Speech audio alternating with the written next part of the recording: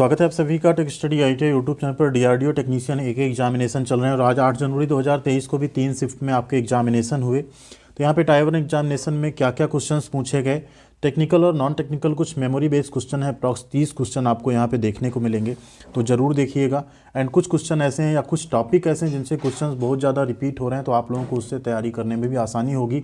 And आप लोग comment section में बताइएगा कि आपके एग्जामिनेशन हो गए या होने वाले हैं, एंड अगर आपके एग्जामिनेशन हो गए तो कैसा गया आपका एग्जामिनेशन। साथ में आप बता भी सकते हैं ये क्वेश्चन आए थे या नहीं आए थे। चैनल पे नए तो प्लीज़ सब्सक्राइब करके बेल आइकन को हिट कर लीजिएगा। टेक स्टडी आईटीआई चैनल पे आपको प्लेलिस्ट मिल जाएगी सभी ट्रेड की, डिस्क्रिप्शन में हमने लिंक भी दी है, वहाँ से जाके अपनी आप ट्रेड थ्योरी की तैयारी भी कर सकते हैं, क्योंकि नीमी और भारत स्किल के जो क्वेश्चंस हैं टेक्निकल में उससे भी क्वेश्चंस पूछे जा रहे हैं। अप्रॉक्स आपको 18 से 20 ट्रेड तक की प्लेलिस्ट वहाँ पे मिल जाएगी। अब क्वेश्चंस यहाँ पे देखें जो आज पूछे गए। एक पूछा गया रॉकेट किस सिद्धांत पर कार्य करता है। तो हम देखिए यहाँ ऑप्शंस नहीं मिले हैं, कैंडिडेट्स ने क्वेश्चंस ही लिख के भेजे थे। तो रॉकेट हमारा किस सिद्धांत पे काम करता है, रॉकेट हमारा काम करता है न्यूटन के तीसरे नियम पे। अगर हम कहें जो क्रिया प्रतिक्रिया का नियम है उसके बेसिस पे रॉकेट हमारा काम करता है। बाकी आप लोग बताइएगा ऑप्शन में क्या आया था, रेखीय संवेग संरक्षण भी हो सकता है, या क्रिया प्रतिक्रिया, या न्यूटन्स थर्ड लॉ भी हो सकता है। तो इस तरह के क्वेश्चंस भी पूछे जा रहे हैं। ट्रांसफार्मर से क्वेश्चन बहुत पूछे गए। तो ट्रांसफार्मर में लैमिनेटेड कोर, ठीक है, लैमिनेटेड कोर का उद्देश्य क्या है। तो लैमिनेटेड कोर का उद्देश्य क्या होता है, जो एडी करंट लॉस होता है उसको रिड्यूस करना। ठीक, अच्छा वो रिड्यूस होगा तो क्या होगा, इफ़िशियंसी इंक्रीज होगी। अब यहाँ पे घुमाने के लिए दो ऑप्शन हो सकता था। एक ऑप्शन दे देता इंक्रीज इफिशियंसी यानी इफिशियंसी बढ़ाने के लिए, दूसरा ये दे सकता था रिड्यूस एडी करंट। तो जो रहेगा वही आपका यहाँ पे सही होगा आंसर। एक और क्वेश्चन पूछा गया कोल्ड कैथोड लैंप कौन सा है। तो कोल्ड कैथोड लैंप CCFL जिसे हम कहते हैं, एक तो CCFL cold cathode fluorescent lamp जो होता है वो होता है, दूसरा आपका जो नियॉन लैंप होता है वो भी आपका एक तरह का कोल्ड कैथोड लैंप होता है। तो ये क्वेश्चन भी पूछा गया आपसे। एक पूछा गया कंसील्ड वायरिंग का कार्य कहाँ होता है। इस तरह का कुछ एक क्वेश्चन था कि फंक्शन ऑफ कंसील्ड वायरिंग या कंसील्ड वायरिंग का कार्य कहाँ होता है। तो कंसील्ड वायरिंग का जनरली प्रयोग हम कहाँ करते हैं, जो रेजिडेंशियल बिल्डिंग होती हैं, वर्कशॉप की लाइटिंग होती है वहाँ पे हम करते हैं। इसे हम सेफेस्ट वायरिंग कहते हैं। यहाँ पे शॉक का कोई जो रिस्क है, खतरा है, वो नहीं रहता है, क्योंकि वायरिंग हमारी क्या होती है, अंदर सील्ड रहती है। ठीक है।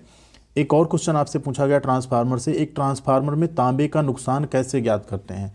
तो कॉपर लॉस जो होता है इसी को हम क्या बोलते हैं, भारधारा लॉस भी बोलते हैं, जो I²R लॉस इसी को कहा जाता है। अगर आप सभी ने पढ़ा होगा ट्रांसफार्मर तो इसका क्या हो जाता है आपका, यहाँ आपका आंसर हो जाएगा I² जो प्राइमरी वाइंडिंग की होती है into RP plus I secondary wiring का स्क्वायर एंड R। ठीक है, तो यही आपका क्या हो जाता है, फार्मूला हो जाता है कॉपर लॉस का तांबे में। ठीक, एक है AC पैरेलल में इंडक्शन का व्युत्क्रम। तो ये थोड़ा सा क्वेश्चन आपसे घुमा के पूछा गया।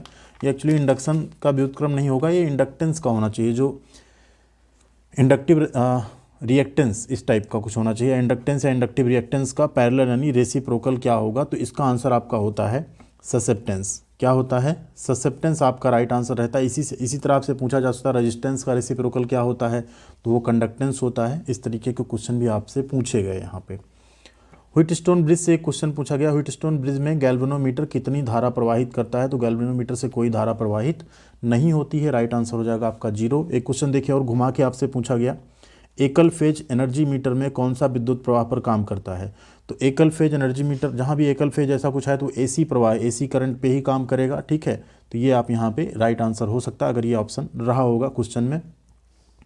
नेक्स्ट पूछा गया क्वेश्चन डैम्पर वाइंडिंग का तुल्यकालिक मोटर में क्या कार्य है। ठीक है, और the function of damper winding in synchronous motor. तो सिंक्रोनस मोटर में इसका दो काम होता है, एक तो होता है हंटिंग को प्रिवेंट करना, ठीक है, दूसरा होता है स्टार्टिंग टॉर्क को प्रोवाइड करना।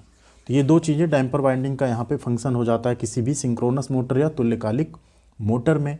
नेक्स्ट पूछा गया ट्रांसफार्मर कोर में सिलिकॉन की संरचना। तो ये थोड़ा सा क्वेश्चन क्लियर नहीं था, इस वजह से इसका आंसर हम ज़्यादा कुछ नहीं कर पाएंगे। बट कोर में जो होता है सिलिकॉन स्टील का बनाया जाता है, सिलिकॉन का उसमें कुछ परसेंटेज रहता है। तो ट्रांसफार्मर एंड ट्रांसफार्मर कोर के बारे में ज़रूर आप लोग स्टडी कर लेना। 4 से 5 क्वेश्चन आपके इलेक्ट्रीशियन में ट्रांसफार्मर से पूछने को पूछे जा रहे हैं। अगला है विद्युत उपकरण में लगी आग बुझाने में किसका इस्तेमाल करेंगे। तो यहाँ पे क्लास C जो फायर एक्सटिंग्विशर होते हैं उनका इस्तेमाल किया जाता है, उसमें हेलॉन टाइप एक्सटिंग्विशर भी आपका आता है। अगला एक है, ये ससेप्टेंस होगा, यहाँ पे सेफ्टेंसेस नहीं होगा। ससेप्टेंस की इकाई क्या है, ससेप्टेंस की इकाई होती है हमारी सीमेंस। ठीक है, नेक्स्ट एक और पूछा गया केबल में उपयोग होने वाली वस्तु कॉपर कंडक्टर, ये भी क्वेश्चन थोड़ा सा क्लियर नहीं था, तो इस पर हम कुछ नहीं आंसर कर पाएंगे। एक था विद्युत धारा का एसआई मात्रक, एकदम बेसिक क्वेश्चन, आप ये मान के चलिए 40% एकदम बेसिक क्वेश्चन आ रहे हैं, 40% आपके मॉडरेट हैं और 20% क्वेश्चन आपके थोड़े हार्ड लेवल के पूछे जा रहे हैं। तो एसी विद्युत धारा का एसआई मात्रक क्या होता है आपका, एम्पियर होता है, हम सभी को पता है। रेजिस्टेंस का ओम होता है, पावर का वाट होता है, ये सारी चीज़ें आप लोग याद कर लीजिएगा। अब आते हैं यहाँ पे कुछ करंट अफेयर्स एंड इनसे क्वेश्चन जो पूछे गए। भारत में पहली यात्री ड्रोन का नाम, तो पहला यात्री ड्रोन कौन सा था, पहला यात्री ड्रोन जिसका नाम दिया गया वरुणा, क्या नाम दिया गया, वरुणा नाम दिया गया। पुणे बेस्ड एक सागर डिफेंस इंजीनियरिंग जो है उन्होंने इसको डिजाइन किया है। ये 130 kg तक की कैपेसिटी जो है ले जा सकता है अपने साथ, 25 से 30 किलोमीटर्स की रेंज है, तो ये आप याद रख लीजिएगा।